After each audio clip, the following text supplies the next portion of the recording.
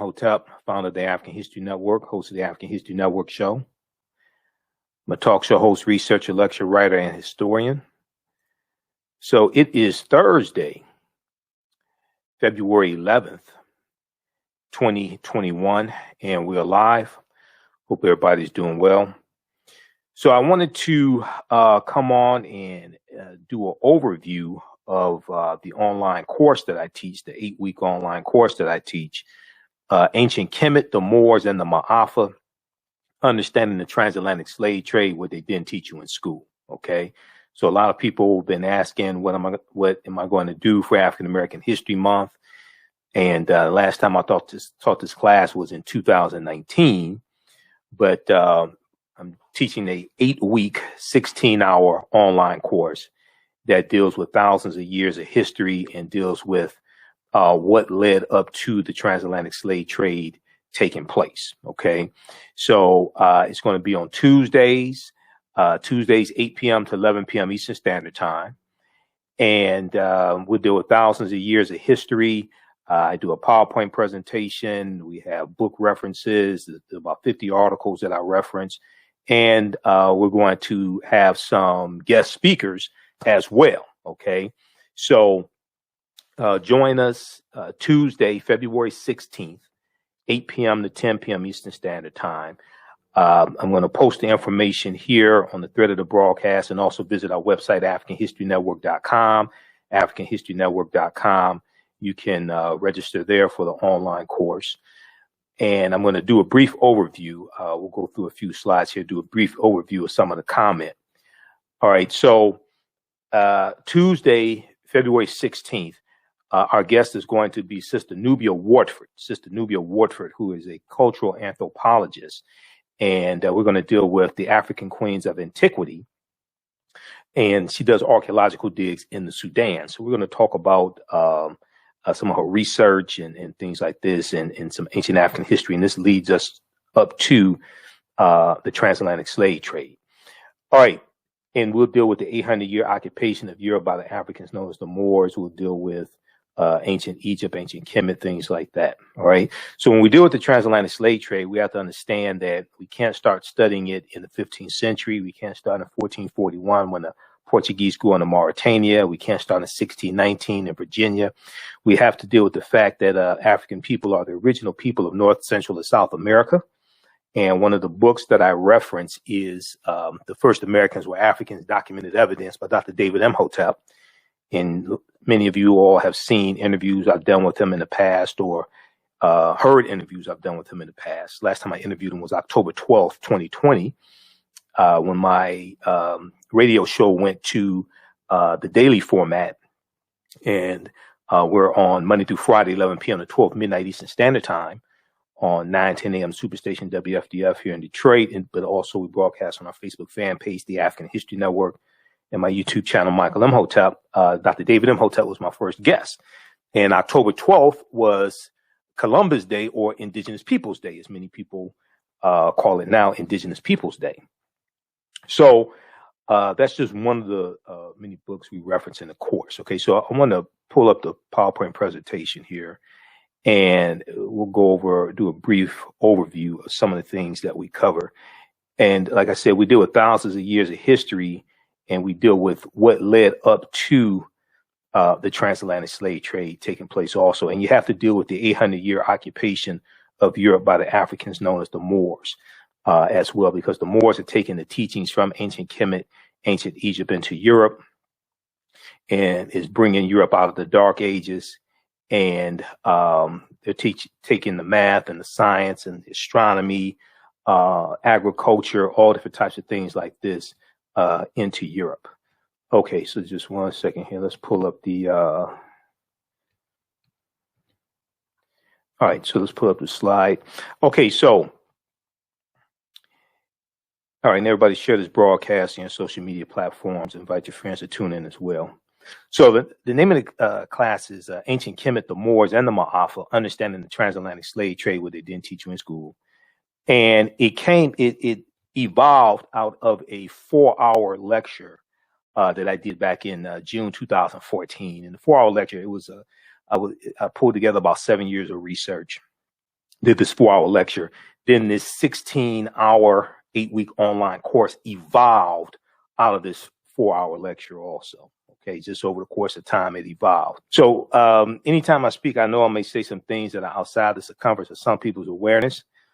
And just because you never heard them before, disagree with them, or don't like them, does not mean that they are not true. Just means you have to do some research to understand what I'm talking about. All right, and I learned that from Dr. Ray Hagins. Okay, so I'm going to skip over some of these. All right.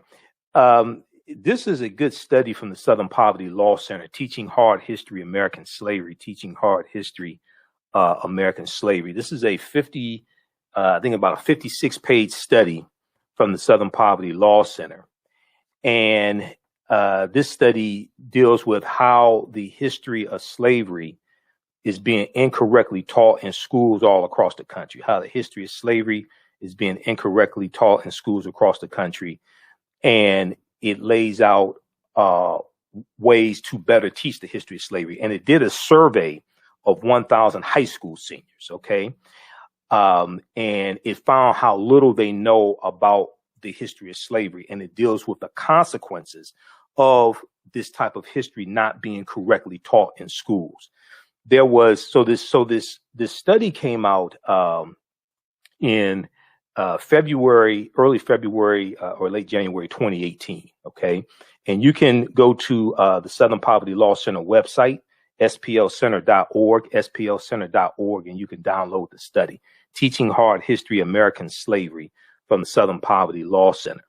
Okay. So there was an article. I first found out about this study, and this is one of the sources I use in the class for reference. And this is a good reference tool and a good teaching tool for parents to use right now who have their children at home because of coronavirus, and their children are going to school online. And the other thing is, if your child's teacher is not using this study at all, I would urge you to suggest this to them. Because one of the things they tell you don't do in here, when you deal with the history of slavery, is don't do slave reenactments. Don't do slave reenactments. It tells you that because it can be very traumatizing to students. And every, African American History Month, every Black History Month, you hear stories about slave history lessons gone wrong, and mock slave auctions and reenactments of slavery, things like this. Don't do that. Okay. All right. So when we look at this article here, this is from theatlantic.com. This is from February 1st, 2018. What kids are really learning about slavery? What kids are really learning about slavery? A new report finds that the topic of slavery is mistaught and often sentimentalized, and students are alarmingly misinformed as a result. Now, this article and this study also tie into what's taking place in 5 states right now, where they're trying to, the state legislatures, what they're trying to do is reduce how much teachers can teach about the history of slavery and oppression. Okay, this is taking place right now in states like Arkansas, and it's Arkansas, Iowa, Mississippi, Missouri, and South Dakota. All right, I'm gonna show you a couple articles that's taking place right now. There's one from USA Today from February 10th, 2021. February 10th, 2021. Republican state lawmakers want to punish schools that teach the 1619 Project. 1619 Project from the New York Times. So one of the reasons why this is so important is that when we go to government to get policies put in place that benefit us, to get our issues addressed that are the result of bad policies, oftentimes we're dealing with people who are ignorant of history. Oftentimes we're dealing with people who are ignorant of history and ignorant of the history of African Americans. And many of the policies that they support are detrimental to us. So, and this is one of the things that's talked about in the study. This is why I've said before, America needs a massive history lesson. Okay, America needs a massive history lesson. So if we look at the study here quickly, so a new report released by the Southern Poverty Law Center's Teaching Tolerance Project points to the widespread failure to accurately teach the hard and nuanced history of slavery, the history of American slavery and enslaved people. Collectively, the report finds that slavery is mistaught, mischaracterized, sanitized, and sentimentalized, leaving students poorly educated and contemporary issues of race and racism misunderstood. Contemporary issues of race and racism misunderstood. So what happens is, if this misunderstanding of history, race, and racism are not corrected, then they become adults who have children, adults who go off into their careers. They become doctors, attorneys, police officers, judges, politicians, president of the United States, what have you. Okay? Ignorant of history. So let's continue. So in what is described as the first analysis of its kind, Teaching Tolerance conducted online surveys of 1,000 American high school seniors and more than 1,700 social studies teachers across the country.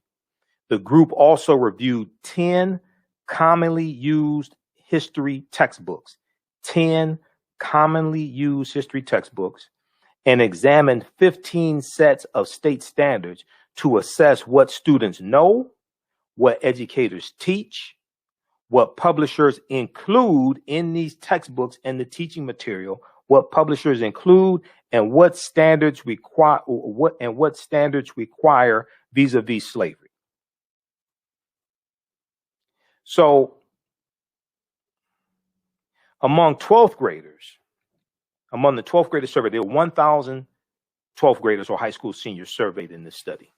Among 12th graders, only 8% of 12th graders surveyed could identify slavery as the central cause of the Civil War. Only 8% of high school seniors surveyed could identify slavery as the central cause of the Civil War. Fewer than 1/3 or 32% of high school seniors surveyed correctly named the 13th Amendment as the formal end of U.S. slavery, with a slightly higher share, 35%, choosing the Emancipation Proclamation of January 1st, 1863. And fewer than half, or 46%, identified the Middle Passage as the transport of enslaved Africans across the Atlantic Ocean to North America. So it's showing how little they know about the history of slavery, and something that is probably true for the majority of them is they weren't taught this history by their parents. For majority of them, they probably were not taught this history by their parents, and it's a good chance their parents don't know this history. All right. Now, if we compare this, if we look at what's going on, right now, we see there was an article. I talked about this on my show in the last couple of weeks. There's an article here from news1.com. Republican proposed bills want to prevent teaching students about injustice. This is from February 5th, 2021, news1.com. Republican proposed bills want to prevent teaching students about injustice. Bills in several states want to limit teaching about racism and oppression, adopting the framing of the debunked 1776 Commission report. Now, I posted this article on our Facebook fan page, the African History Network. So if you follow us there, some of you may have seen it. It got over 1,000 likes. Actually, got way more than 1,000 likes. Got hundreds of comments. And this is an example of what I'm talking about, because what this shows is the disconnect between people's understanding of history and the policies they support. Meaning that when the policies people support and who they support in office has a lot to do with their understanding of history. and how we got to this point, the laws and policies put in place to bring about the conditions that we're dealing with today. Okay. Many people who are ignorant of history, for instance, we saw that Donald Trump vetoed, when he was in office, he vetoed the National Defense Authorization bill, National Defense Authorization Act, about a $741 billion bill. Part of the reason why he vetoed it was because it called for the renaming of military bases that were named after Confederate generals and Confederate soldiers. These were traitors to the Union. These were people who took up arms against the Union and committed treason against the Union based upon Article 3, Section 3 of the U.S. Constitution. They wanted to protect slavery. They wanted to protect their way of life. They took up arms against the Union. Okay. Incidentally, February 9th, 1861, I talked about this on my show a couple of nights ago. February 9th, 1861, Jefferson Davis of Mississippi was elected president of the Confederacy, the Confederate States of America. Okay. The traitors who seceded from the Union. They're going to, the Civil War, February 9th, 1861, 2 months before the Civil War starts April 12th, 1861, with the attack on Fort Sumter in South Carolina.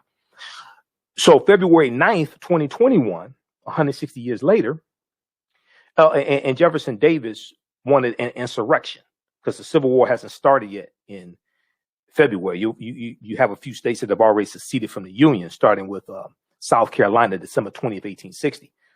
But the Civil War hasn't started yet. Jefferson Davis wants an insurrection against the U.S. government. February 9th, 2021, you had another traitor who was put on trial in the U.S. Senate, an impeachment trial, for actually inciting an insurrection. His name was Donald John Trump. That's 160 years later. This is a little history tidbit there. So, but Trump did not want to rename military bases named after Confederate, quote unquote, heroes. Okay. So what people, their level of understanding of history largely influences the types of policies and bills that they support and who they support in office. So if we go back and look at this here, this is taking place right now in states like Arkansas, Iowa, Mississippi. Bills proposed in Arkansas, Iowa, and Mississippi prevent the use of the 1619 Project as part of teaching the legacy of slavery. The Arkansas legislature is considering 2 bills that would limit racial justice, in the curriculum. House Bill 1231 will prevent schools from using the 1619 Project as part of the curriculum. House Bill 1218 goes a step further by preventing lessons that promote the overthrow of the U.S. government, okay, that promote the overthrow of the U.S. government, division between certain groups of people, or social justice for certain groups, including race, gender, political affiliation, and social class. All right. Read the rest of this article. This is taking place right now. And this deals with limiting what teachers can teach in the classroom about the history of racism and oppression. But this also ties into dealing with teaching about the history of slavery as well. Okay. So then we look at, there's another one here this is from USA Today. And this is about that same topic. This is from February 10th, 2021. February 10th, 2021. Republican state lawmakers want to punish schools that teach the 1619 Project. Now, there's some flaws in the 1619 Project, but it's much better than the 1776 Project. Luckily, Joe Biden disbanded the 1776 commission that Donald Trump put in place, and he took the 1776 Project off of WhiteHouse.gov because that's where it was. So luckily, because the 1776 Project, what it does is one of the things it does is distorts the history of slavery in this country. Republican state lawmakers want to punish schools that teach the 1619 Project. Okay. And then it talks about how lawmakers in several state houses this year want to stop lesson plans that focus on the centrality of slavery to American history, as presented in the New York Times 1619 project, previewing new battles in states over control of civics education. Republican lawmakers in Arkansas, Iowa, Mississippi, Missouri, and South Dakota filed bills last month that, if enacted, would cut funding to K through 12 schools and colleges that provide lessons derived from the award-winning project. The South Dakota bill has since been withdrawn. Okay, so read the rest of this. Some historians say the bills are part of a larger effort by Republicans, including former President Donald Trump, to glorify a more white and patriarchal view of American history that downplays the ugly legacy of slavery and the contributions of African Americans, Native Americans, women, and others to the nation's founding. All right, read the rest of this article here. But so this is a debate taking place right now. This is a fight right now, and it's a fight over trying to control and downplay the legacy of slavery and and downplay racism and oppression in this country. But they're attacking what's being taught in schools, okay, to facilitate this. Once again, this is why the study from the Southern Poverty Law Center is so important. It's not perfect, but it's a lot better than what they're teaching. Teaching hard history American slavery. Teaching hard history American slavery. Okay, so if we go back to the slide, how's everybody doing? So I'm doing thanks to those who are joining us.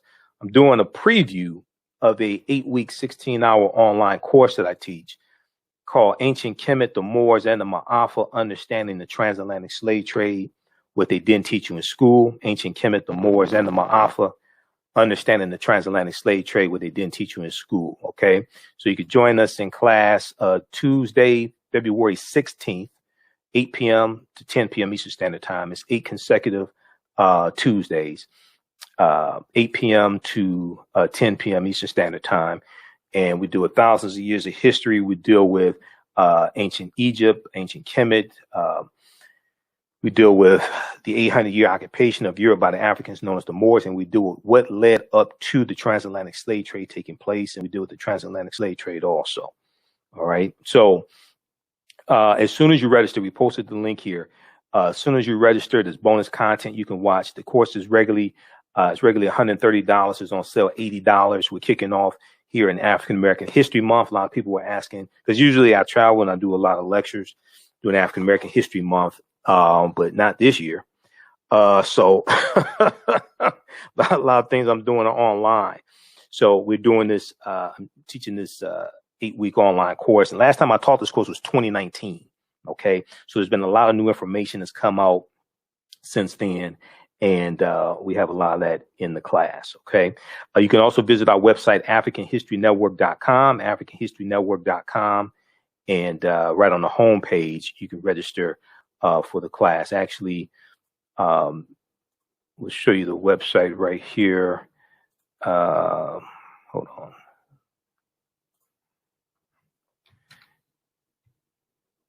Let's see here. Just a second. Actually, we'll show you the website here.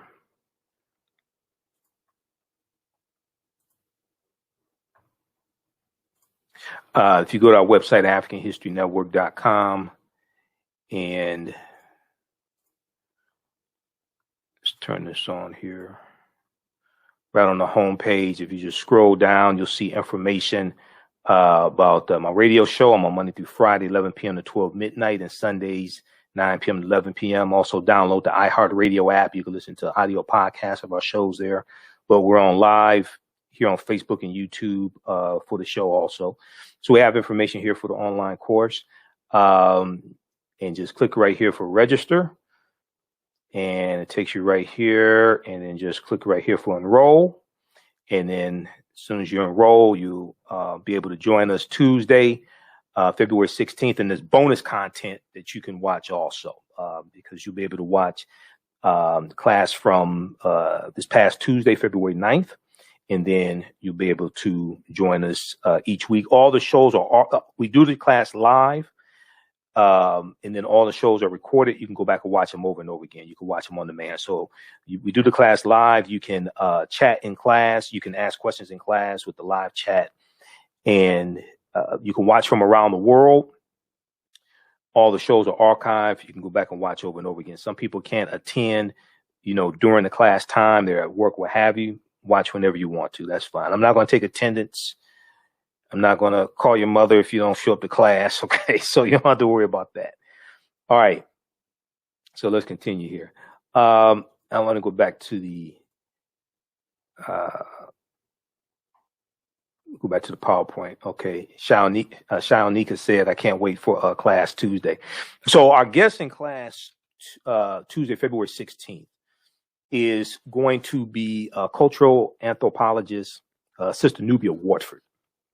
I've already talked to Sister Nubia Wartford. She's agreed to speak to the class. She does archaeological digs in the Sudan.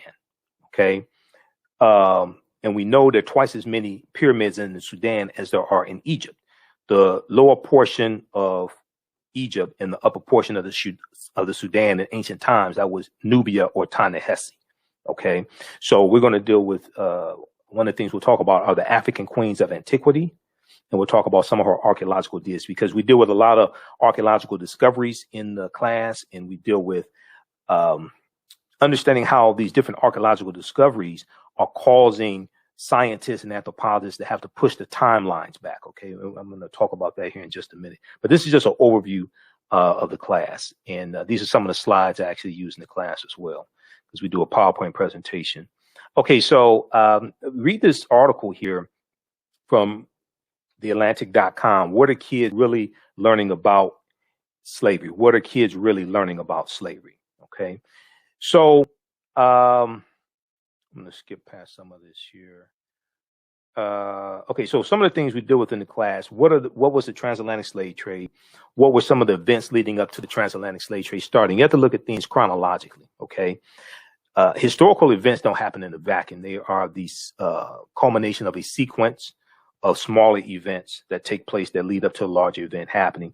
One of my teachers, Professor Kabahayawatha Kamene, who you see in the Hidden Colors documentaries, and we're in a couple documentaries together, also in the Black Friday series, and then we're also in Black Friday series from Director Rick Mathis.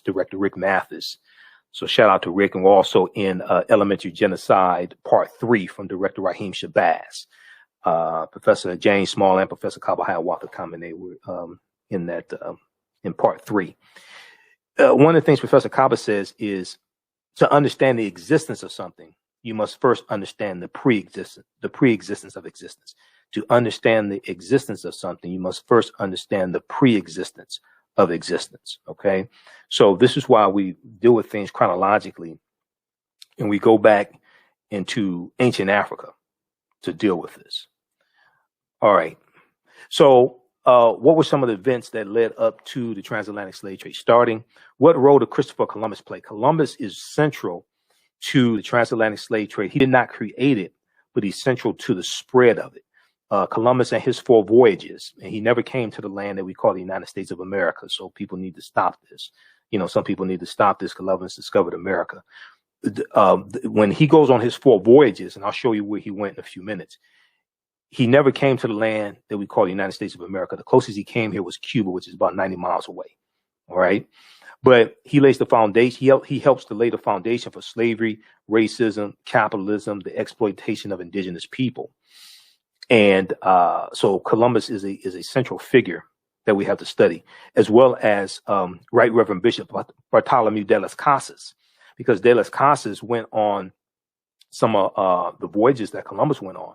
And de las Casas kept a diary. Those diaries were turned into 2 books. Tears of the Indians was one of them. I read both books back in college from Bartholomew de las Casas.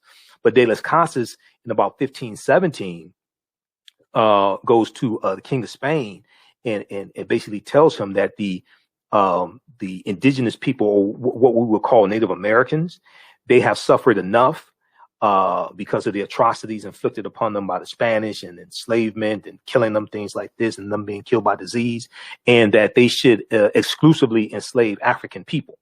This is about 1517. And about 1518, the King of Spain signs the Asiento, which gives licenses to these other European nations to to import Africans into Spanish territories so they can be enslaved. Okay, the Asiento. We'll talk about the Asiento in class, the Asiento de Negros.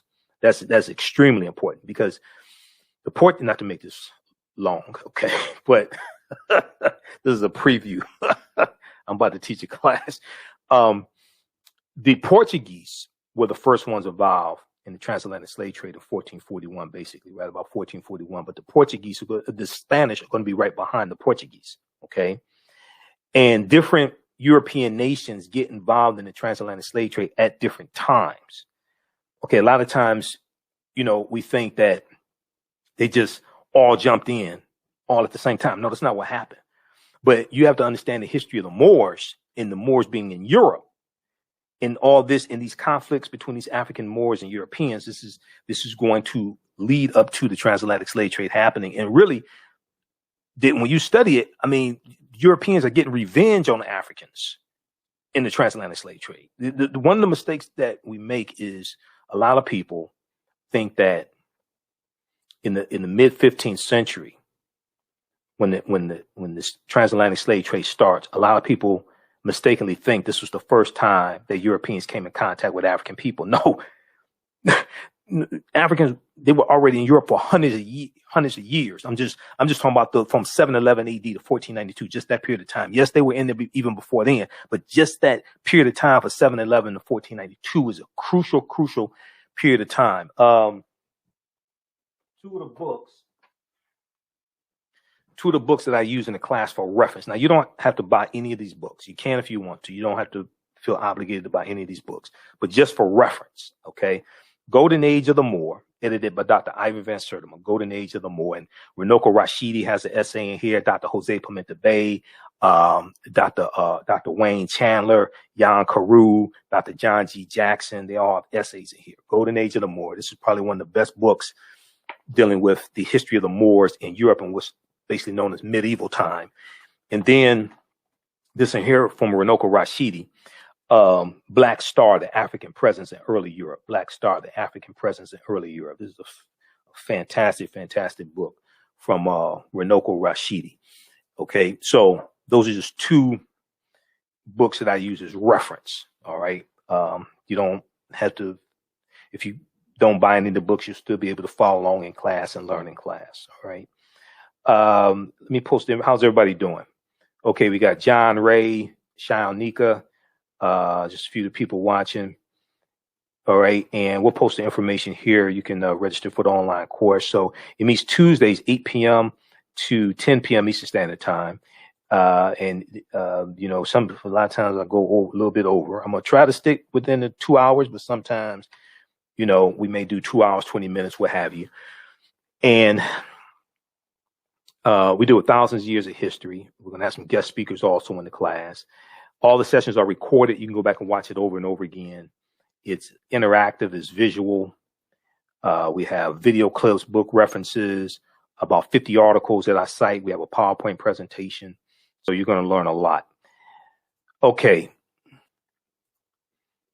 We also deal with when did the first Africans come to the U.S. as slaves? When did the first Africans come to the U.S. as slaves? We'll deal with that history because it's also important to understand that in 1619, 2019 was the 400th year anniversary of Virginia, and those 20 and odd Africans or 20 and odd Negroes on the White Line slave ship being traded, or the White Line pirate ship, I should say, the White Line pirate ship being traded for water and food and supplies, right? But in 1619, codified slave laws did not exist in any of the 13 colonies. Codified slave laws did not exist in any of the 13 colonies. This is another book that I use for reference, Before the Mayflower by Lerone Bennett Jr.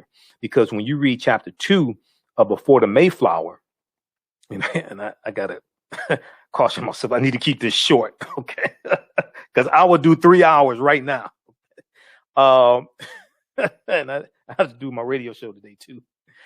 When you read chapter 2 of Before the Mayflower, Lerone Bennett Jr. talks about, how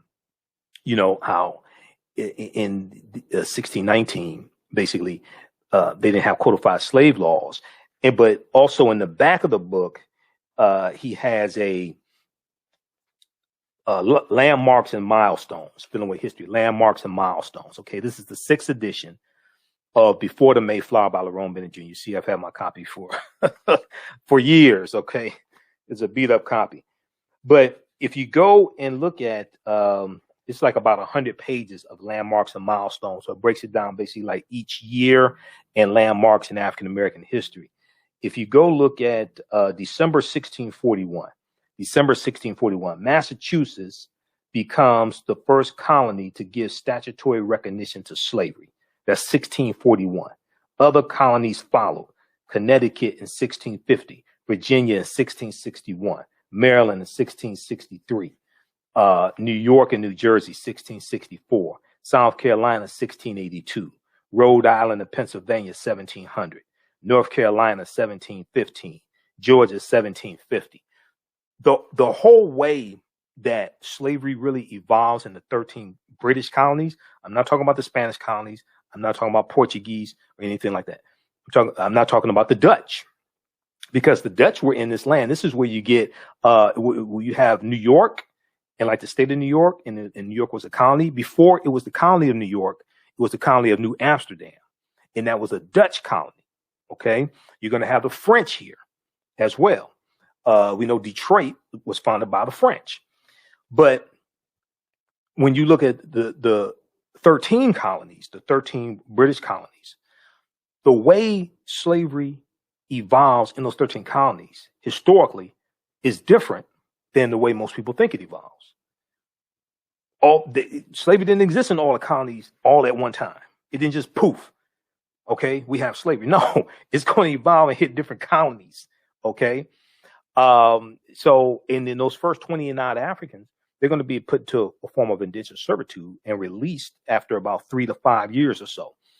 In Virginia, at Point Comfort in Virginia, and I show you this in the class, they have a historical marker there that tells some of this history and talks about them, being released after a certain number of years and put into like a form of indentured servitude, something to that effect. Okay, let's continue here. So we deal with when did Africans first come to the U.S. as slaves? Did Africans sell themselves into slavery? We deal with that complicated history because that's largely misunderstood also. And were African people in America before the slave trade? Which is a very, very good question. Because when you read, you study like, not just they came before Columbus, but the first Americans were Africans, documented evidence by Dr. David Imhotep. We were here in this land going back at least 51,700 years. We were here before Native Americans came into existence. This is actually our land stolen from us. This does not mean the transatlantic slave trade did not happen. Okay, some people jump off the deep end and say, well, because African people were already here, the Khoisan were here, there was a presence of ancient Kemet, because we were already here, that means the transatlantic slave trade did not happen. No, different thing. All these things take place, and African people migrate and travel at different periods of time for different reasons. Sometimes it's forced migration. Sometimes they're captured. Sometimes they have to leave because of weather conditions or vegetation dries up or what have you. Sometimes they leave because they are exploring. It depends. So you have to understand like a chronology of history of like the last 50,000 years of history, 60,000 years of history, as opposed to just the last 500 years of history. If you just look at the last 500 years of history, then you just think, oh, okay, we came here because we were captured, okay, and conquered and shackled and chained by Europeans. You look at the last 50,000 years of history, you look at, we were here in this land before there was anybody else here, before there was anybody who we call Native Americans, because the Native Americans are the offspring of an intermixing of Africans who were already here and Asians who come to this land around 3000 BC, and they intermix, and their offspring are who we call Native Americans. But the other thing is, and Dr. David Imhotep talks about this in his book, and there's others that deal with this also. The other thing is, there are groups of Africans here when European settlers come here. You talk about in 1607, you talk about the British coming in like 1607. And a lot of those different groups of Africans get reclassified as Native Americans. So that's one of the ways our populations were absorbed. A lot of those groups of Africans get reclassified as Native Americans, but then you don't know it. You know, Dr. Jose Pimenta Bay talks about, I interviewed him back in 2010. He was one of my first interviews I did when I started the African History Network show. And he has an essay in Golden Age of the Moor. And he used to, he teaches classes on the history of Moors at, I know he was doing it at Temple University. Then he went to Berea College in Kentucky. So I need to reach out to him. It's been a few years since I've talked to him. But he teaches classes on the history of the Moors. And one of the things he talks about is if you don't know the names that your people have had throughout history, you won't know how to find yourself in history. If you don't know the names your people have had throughout history, you won't know how to find yourself in history. You hear about Carthaginians or Phoenicians and don't know those are African people. Okay. You hear about Nubians and may not know those are African people, or you hear about Ethiopians. Okay. Because when the Italians invaded Ethiopia in fought against Menelik II, you had the Battle of Adwa in about 1896. The Ethiopians, these African people, beat the Italians so badly, the Italians lied to the world and said that the Ethiopians were white because they didn't want the world to know that they were beaten by these African people. Okay. So if you don't know the names that you've had throughout history, you won't know how to find yourself in history. When you talk about Moors, where you talk about, some people are still confused and think Egypt is part of the Middle East, or ancient Egyptians were white or something like that, or brown-skinned Caucasians, right? Okay, so, all right, let's continue here. So we do with the 800-year occupation of Europe by the Africans known as the Moors, shocking archaeological discoveries that are causing experts to rethink everything. We do with insurance companies that took out policies on slave ships and enslaved Africans on plantations, like the Nautilus Life Insurance Company, which then becomes the New York Life Insurance Company. Okay, now in all fairness, it was like for 3 years that they were involved in they sold policies on slaves on the plantations. Okay, they did this for like the first 3 years of their existence. Okay, now they have been one that's admitted to what happened and provided records and things like this. There was a big article, I think, from the New York Times that talked about their involvement. But they have been one that's been upfront about and have talked about that history, the New York Life Insurance Company, when it was the Nautilus Life Insurance Company, I think it was called in the beginning. It was like the first 3 years of their existence, like right around 1845. We do with shocking archaeological discoveries that are causing experts to rethink everything. Freemasonry, America and the Founding Fathers. Freemasonry, America and the Founding Fathers. Origins of the term America and more. So there's a lot that we do. This is just a brief overview of what we deal with in the class. Let me skip through some of this. I got to skip through some of this. Okay. So this is Dr. David Imhotep. He wrote the book, The First Americans Were Africans, Documented Evidence. His book is backed up by 7 peer-reviewed articles and 713 footnotes. And his book came out in 2011. All right. I have to check with him because his new book should be out any month now. Last time I talked to him, he was working on the bibliography. He was trying to get the bibliography done. But on page 14 of his book, he lays out 13 different disciplines. And he deals with a discovery in Allendale County, South Carolina in 2004, done by Dr. Albert Goodyear. And this discovery, they found 13 types of evidence to show an African presence in the territory we call South Carolina, going back at least 51,700 years. So they found artifacts, architecture, campsites, carvings, Egyptian writings, footprints in lava, genetic M174 D haploid groups, dealing with DNA and genetics, linguistics, skull, skeleton structures, and tools. Okay. They found 13 different types of disciplines fairly documenting an African presence in the land we call South Carolina, going back at least 51,700 years ago. These were the Khoisan. The Khoisan have the oldest DNA on the planet. They're the ancestors to the Ainu and the Tues. They go all around the world. They come from southern Africa, the Khoisan.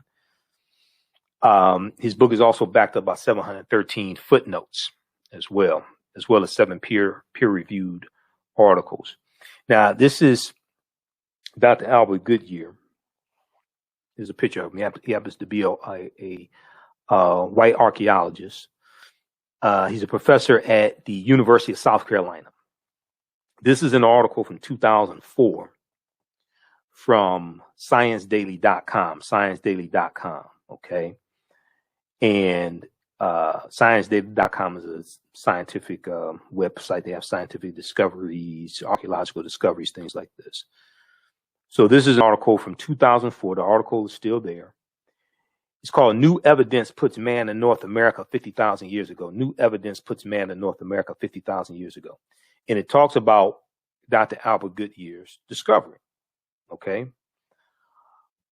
Here is a summary of the article. It says radiocarbon tests of carbonized plant remains where artifacts were unearthed last May along the Savannah River in Allendale County by University of South Carolina archaeologist Dr. Albert Goodyear indicate that the sediments containing these artifacts are at least 50,000 years old, meaning that humans inhabited North America long before the last ice age. Okay. Now, this is before Native Americans even come into existence. So these were the Khoisan. So you can check this out. You don't have to take my word for it. Proper documentation in all conversation. You don't believe a word that I say. This is something that you hear me say in my presentations and Facebook broadcasts, on my radio show, in the class also. You know, I'll provide you with the research. I'll provide you with the evidence. You can go research this yourself. You don't believe a word that I say. Okay, this was a monumental discovery. This is from 2010, February 2010. This is from New York Times. All these archaeological discoveries, a lot of them you'll read about National Geographic, New York Times, Washington Post, NBC News, NBCnews.com. They'll have them on the website. Now on MSNBC, you won't see a lot of these discoveries, but on in different news outlets, their websites, you'll read about these discoveries. Okay, and these discoveries are taking place basically every month, if not more frequent. This deals with this is from February 2010. On Crete, new evidence of very ancient mariners.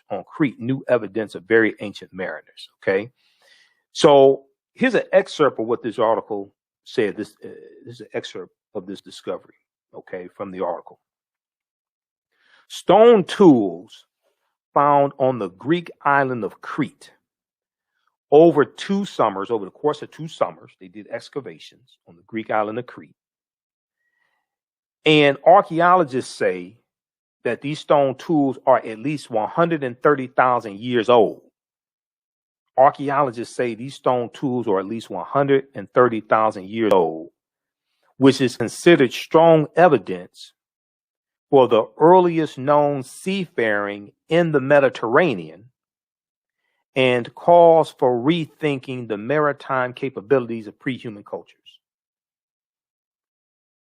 So, Runoko Rashidi, Dr. Charles Finch, other African descendant scholars have been saying for years that at least 130,000 years of our history is missing. When these archaeological discoveries like this take place, and we talk about a lot of them in the class, when these archaeological discoveries take place, the scientists, the paleontologists, the archaeologists, etc., they say we have to rethink everything, and they have to push the timelines back. They have to push the timelines back.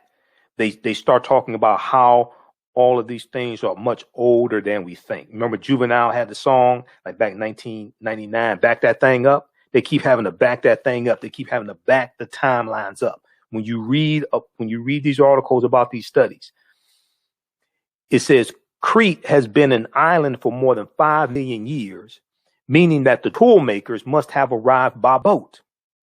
So this seems to push the history of Mediterranean voyaging back more than 100,000 years. They have to back that thing up. They have to back the timelines up. They say, wait a second, hold on. Humans were sailing 100,000 years before we thought they were sailing. Specialists in Stone Age archaeology say,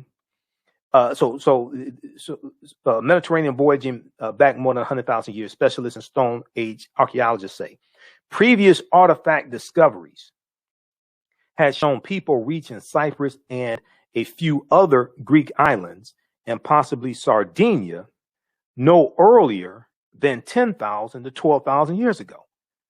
So they have to push the timelines back. They're saying, wait a second, humans, it appears, were sailing 100,000 years prior to what we thought. This article is 11 years old. This discovery is 11 years old. There's been a lot more that they've discovered since then. Because this article from the New York Times, the science section, February 15, 2010. Okay. All right. So you can check it out. That's just a sample of some of the archaeological discoveries we did with. Because what we're going through, we build a foundation, a historical foundation, to better understand what's coming in the class and better understand history and these archaeological discoveries, and deal with a chronology of history. That's extremely important. A chronology of history, and understand cause and effect. Okay, so very quickly here, let me see. It was just a couple other things I want to show you. Let's look at. Okay, so we talk about 800-year occupation of Europe by the Africans known as the Moors, and the Moors losing control of the last stronghold, Granada in Spain, January 2nd, 1492. We'll deal with that. Then this ties into Freemasonry. This ties into symbolism and ties right back into the Nile Valley region of Africa, ancient Kemet. One of the books that we use is Egypt on the Potomac by Tony Browder. Egypt on the Potomac by Tony Browder, and Nile Valley Contributions to Civilization. Okay, this is a book. When I was doing my lectures dealing with the history of St. Patrick's Day, I had to study Irish history to get a better understanding of St. Patrick's Day. So this is one of the books that I read, the Everything Irish History and Heritage book, because I've done lectures dealing with the history of all the European holidays we've been taught to celebrate, Christmas and Easter, St. Patrick's Day, things like this. So that's dealing with Irish history. That's not the book I'm looking for. The book I'm looking for is Nile Valley Contributions, right here. Nile Valley Contributions to Civilization. This is another book we use in the class, Christianity Before Christ by Dr. John G. Jackson. That's another source. But this is what I was looking for. Nile Valley Contributions to Civilization and Egypt on the Potomac by Tony Browder. Once again, you don't have to buy any of these books. If you have them, some people may have these books on their shelves. I'm going to show you some stuff in here. Nile Valley Contributions to Civilization is going to blow your mind. All right. So if we look at the Washington Monument, see, the Washington Monument is an ancient African symbol known as a tekken. The Greeks called it an obelisk, and it's a symbol of resurrection, coming from the story of Osar, Osset, and Heru. The Greeks called them Osiris, Isis, and Horus. And In ancient Kemet, ancient Egypt, as we see on the left, my left, you'll see it there. There were 1,200 tekenu for plural, in ancient Kemet or ancient Egypt. All right. Let's look at this here. So if we look at Freemasonry, because the Moors are taking the teachings from ancient Kemet, from ancient Egypt, from the Nile Valley region of Africa, they're taking these teachings into Europe when they go in 711 AD. They're teaching this to Europeans. This is where you're going to get the Knights Templar formed during the Second Crusades, 1118 AD. We'll take you through our history, deal with all this, okay? And then the Knights Templars are disbanded. You have a group rounded up in France, October 13th, about 1310 or 1307. And the teachings are going to go underground, resurface as the Yorkshire Rites of the Freemason, the Rosicrucians, these different secret societies or societies with secrets, as Tony Browder calls them. And then Freemasons are coming to this land that's going to be called the United States of America. So you have those teachings coming here as well. And you say like George Washington, okay? 56 signers of the Declaration of Independence were Freemasons. So if we look at this right here, this is from page 18 and 32 of Egypt on the Potomac by Tony Browder. The word Mason is derived from the Latin words mass and sun. The word Mason is derived from the Latin words mass and sun. Mason means child of light and expresses the desire to pursue light, which is a metaphor for the sun, which symbolizes knowledge. Okay. All of this is connected. All of this is connected. Coming out of the Nile Valley region of Africa, and Africans travel into Central Africa, they travel into West Africa, they circumnavigate the globe, they take these teachings with them. People come into Africa and learn these teachings. All of this stuff is connected. So the term child of light or sons and daughters of light was first used to identify students who had completed 42 years of study in the temples of ancient Kemet.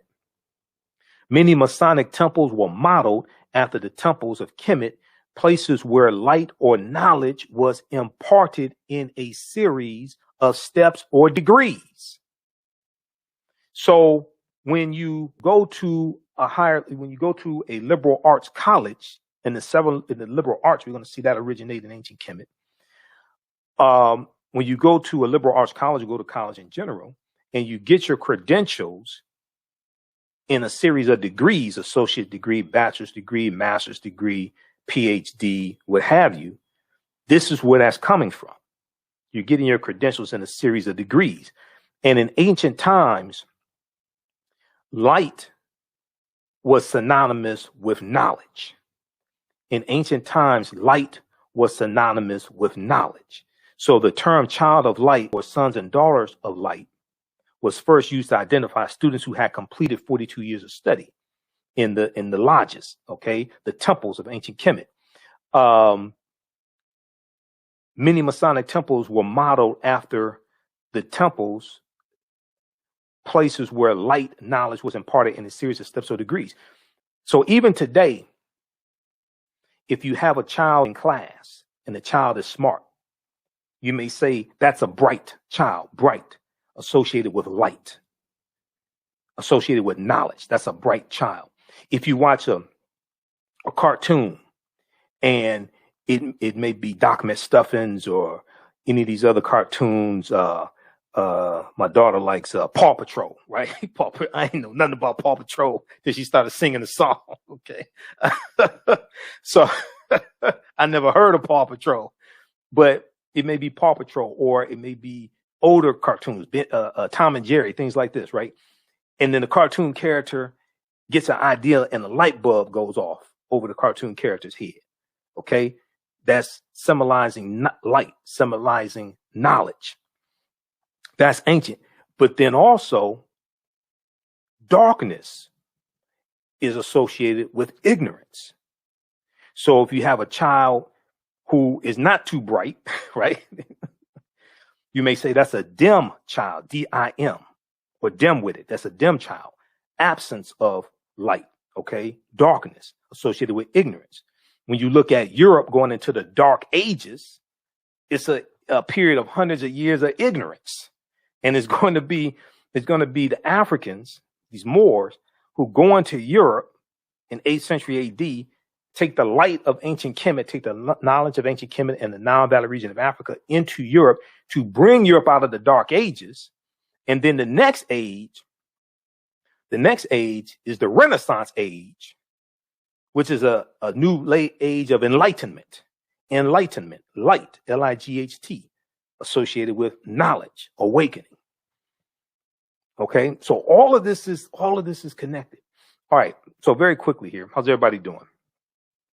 Okay, so once again, the class meets on Tuesdays, 8 p.m. to 10 p.m. Eastern Standard Time. Ancient Kemet, the Moors, and the Maafa, understanding the transatlantic slave trade, what they didn't teach you in school.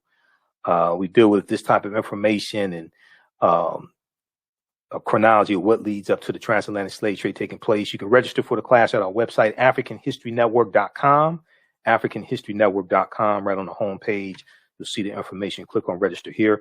It's on sale, $80, regularly $130. We do the classes live on Tuesdays. All the sessions are recorded. So you can go back and watch it over and over again. You can watch from around the world. You don't have to be present in class. You can ask questions in class. We have a live chat. So it's visual. We have the PowerPoint presentation, video clips, book references. There's about 50 articles that I reference, and we're going to have some special speakers as well. So Tuesday, February 16th, 8 p.m. Eastern Standard Time, 2021. Our guest speaker will be Sister Nubia Wartford, who's a cultural anthropologist, and she's going to deal with the African queens of antiquity, and she'll talk about some of the archaeological digs she's done in the Sudan. Okay, and there's more archaeological evidence of ancient Africa and things like this in the Sudan than there is in Egypt. There's twice as many pyramids in the Sudan as there are in Egypt. Okay, so visit AfricanHistoryNetwork.com. To register, and we just posted the link here. And as soon as you register, there's bonus content that you can watch also. And you can watch the class we did this past Tuesday, February 9th as well. All right, so this meets 8 consecutive Tuesdays, okay? All right, so Freemasonry. Did you know that 50 of the 56 signers of the Declaration of Independence and 13 of the 39 signers of the U.S. Constitution were Freemasons? Did you know that 4 of the 5 first U.S. presidents were Freemasons, and there have been 14 Freemasons who have been U.S. presidents? Okay, read page 18 of Egypt on the Potomac. Then also you deal with Benjamin Banneker, who did the surveying for the layout of Washington, D.C. He's talked about it here as well. And one of the things that Egypt on the Potomac deals with, and Browder does a tour. If you ever get to go on Browder's tour, and I haven't seen it, but I've talked to him about it, I've interviewed him about it. His book deals with how the layout of Washington, D.C. is basically a copy of the layout of ancient Egypt. Okay. And he takes you on his physical tour. He takes you on his tour around Washington, D.C.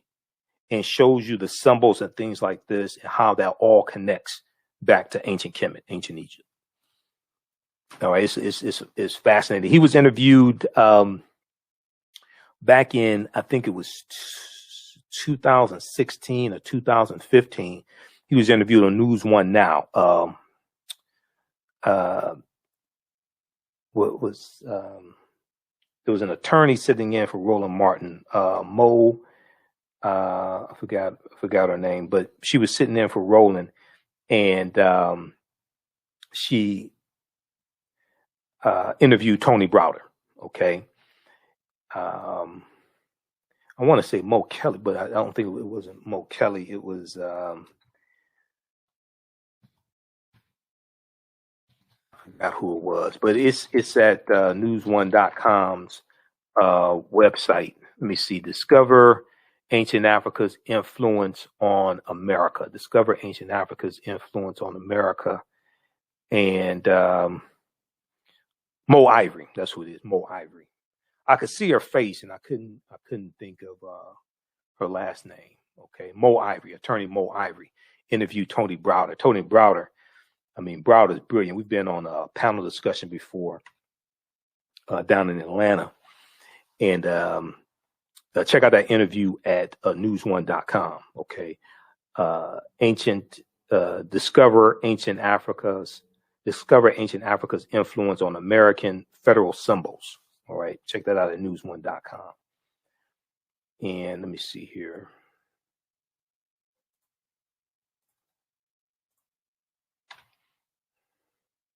Since we have the screen share, I can show it to you.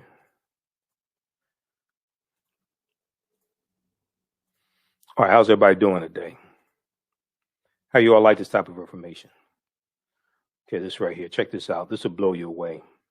This is from February 13th, 2015, news1.com. They interviewed Tony Browder about Egypt on the Potomac. All right. All right, so check that out.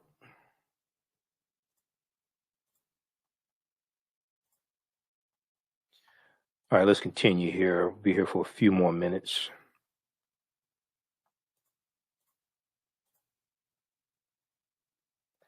Okay, so then we deal with things like Asar, Aset, and Heru, who the Greeks call Osiris, Isis, and Horus, and the First Holy Trinity. This may go outside the circumference of some people's awareness.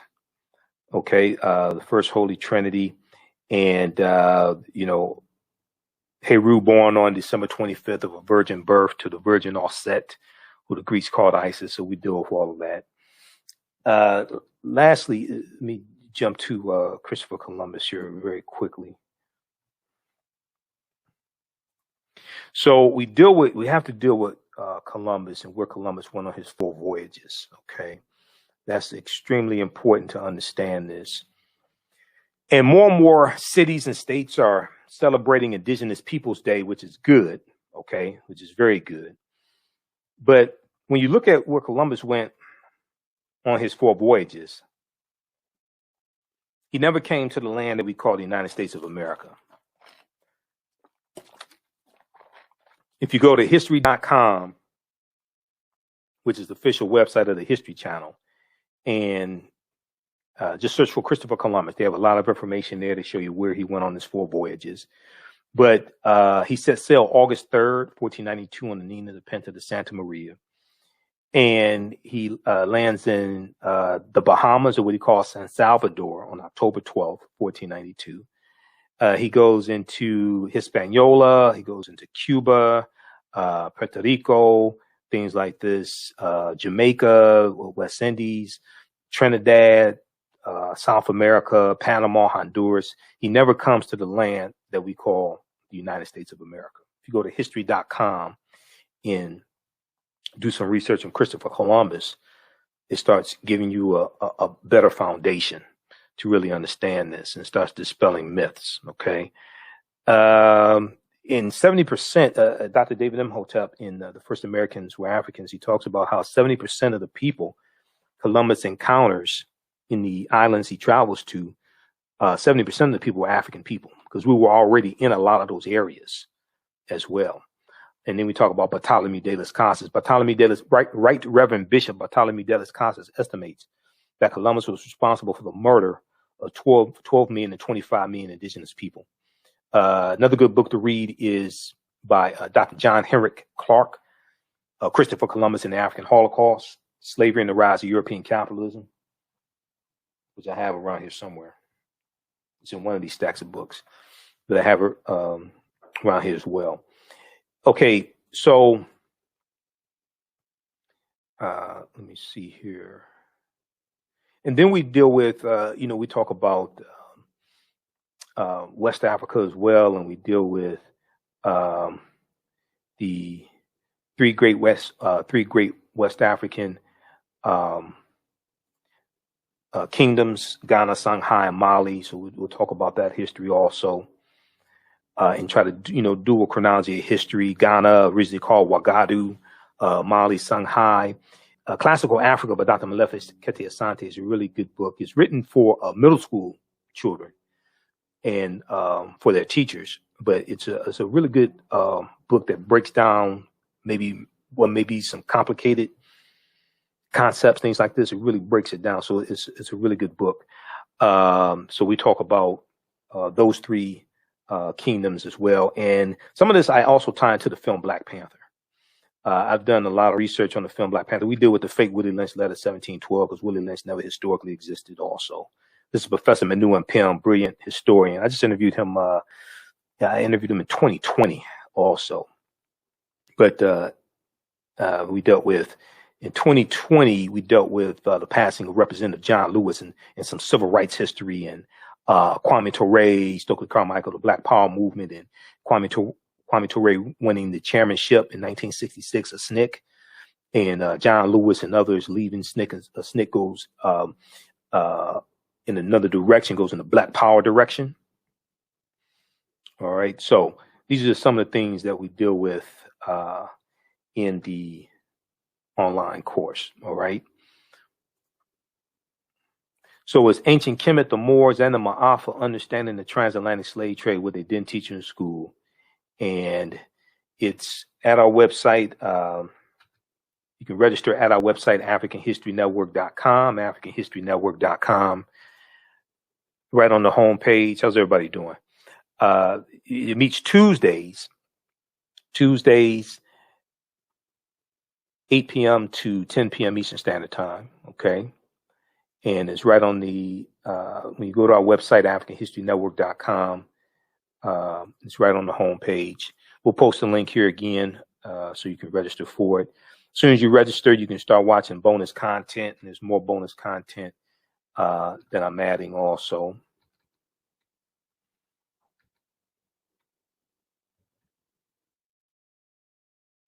Let's see here.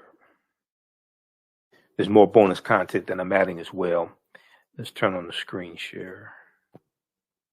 So this is something good for African American History Month. Now, a lot of people want to know, can my child use this? My son or daughter? Is it child friendly? I would say it's PG-13. I don't do a lot of cursing and things like that. I'm not trying to be vulgar, but there are some, maybe some unpleasant topics that we have to talk about. But I would say it's PG-13. Okay, that's how I would put it. So if you go to our website, AfricanHistoryNetwork.com, scroll down, you'll see the information for a radio show. You can read articles that I write here also. I think it may have 50, 60 articles I've written. And then it has information here about the 8-week course. Click right here for register here. It takes you right here, 16-hour online course. And then just click right here for enroll. And as soon as you enroll, you can start watching content. Okay. And you'll be ready for Tuesday. We have bonus content there, but you'll be ready for our Tuesday class of February 16th. Okay. All right. So we'll post a link here. Be sure to listen to the African History Network show Sunday. Well, for 4 years, we were on only Sunday. As of October 12th, 2020, we're on 6 days a week. Okay. So be sure to listen to our show Monday through Friday, 11 p.m. to 12 midnight Eastern Standard Time. Monday through Friday, 11 p.m. to 12 midnight Eastern Standard Time, the African History Network show. And then also Sundays, 9 p.m. to 11 p.m. Eastern Standard Time. We broadcast here on our Facebook fan page, the African History Network, and on our YouTube channel, Michael Imhotep, IMHOTEP. And I'm on also on 9:10 a.m. the Superstation WFDF. I do in Detroit. I do radio here in Detroit also. Okay. All right. So be sure to check that out. And we'll see you all in class. If you have any questions, you can email me, ahnshow@africanhistorynetwork.com, ahnshow@africanhistorynetwork.com. Okay. If you have any questions, ahnshow@africanhistorynetwork.com. Also, if you want to pay through Cash App, because when you go to our website, you can pay through PayPal or a debit card, credit card. But if you want to pay through Cash App, email us also. Okay. And if you, once again, if you can't make it Tuesdays, the shows are archived. We do the show live, we do the class live, and we record the class, so it's archived there. Okay. At the at our online platform, at our online school. It's archived, so you can go back and watch it whenever you want to, over and over again. So if you can't watch it to Thursday or Friday or Saturday or the weekend, you can go back and watch it. That's fine. You don't have to be in class live to watch the class or participate or, get the information. All right. Okay, look, hey, we got to get out of here. Remember, at the African History Network, we focus on educating, empowering, and inspiring people of African descent throughout the diaspora and around the world, because right now it's corrects wrong behavior. Hope you're learning a lot for the month of February, African American History Month, Black History Month. Remember, right now it's corrects wrong behavior. It's not over till we win. Wakanda forever. And we'll talk to you next time. Peace.